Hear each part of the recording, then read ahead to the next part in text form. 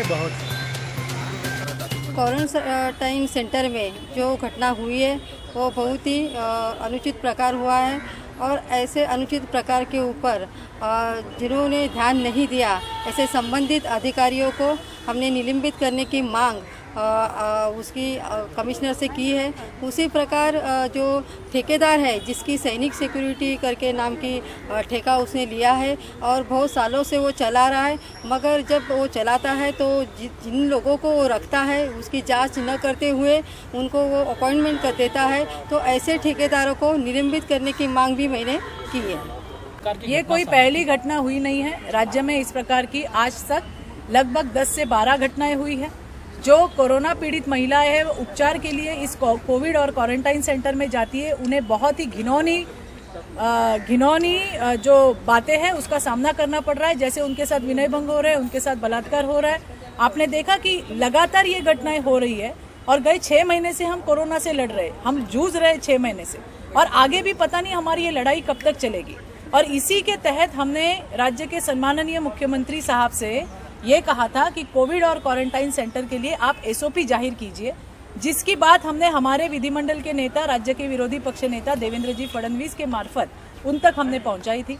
आज 12 घटनाएं होने के बावजूद, 2 बलात्कार होने के बावजूद भी अगर सरकार के कान में जूं तक रेंगती हुई नजर नहीं आ रही, ये बहुत ही दुर्दैव की बात है। और मुझे ऐसे लगता है कि सिर्फ अभी भाषण में ही ये महाराष्ट्र माँ जिजाऊ का, ये महाराष्ट्र सावित्रीबाई फुले का, ये महाराष्ट्र रमाई का, ये महाराष्ट्र भीमाई का, लेकिन जब ऐसी बातें महिलाओं के ऊपर ऐसी विपदा जब आती है तब सरकार इसमें कुछ भी करते हुए हमें नजर नहीं आती है। तो ये बहुत ही दुर्भाग्यपूर्ण बात जो है हमारे लिए। अभी हम ये सोच रहे कि भी और कितने दिन हम शौक मनाएं। जब ये घटनाएं आती है हम कहते हैं ये बहुत ही दर्दनाक घटना है, बहुत ही शर्मनाक घटना है, तो अभी हम हमारी खुली आंखों से कितने दिन महिला और बच्चियों को इस तरह से उद्ध्वस्त होते हुए देखेंगे?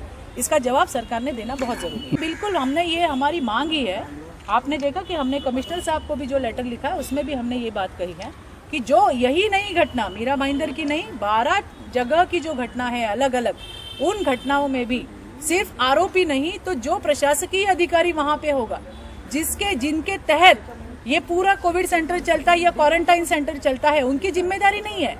ये जो घटनाएं हुई है, मेरा ये मानना है कि ये सारी उनकी नेग्लिजेंस की वजह से हुआ है, और अगर ये नेग्लिजेंस की वजह से हुआ है तो वो भी उतने ही दोषी है और उन पर भी कार्रवाई होनी चाहिए। ये मांग हमारी लगातार चल रही है, लेकिन आज तक मैं आपको ये भी बताना चाहती हूँ कि सरकार ने आज तक किसी भी प्रशासकीय अधिकारी के ऊपर इस प्रकार की कोई कार्रवाई की है, ऐसी कोई मालूमात मुझे आज तक नहीं मिली है।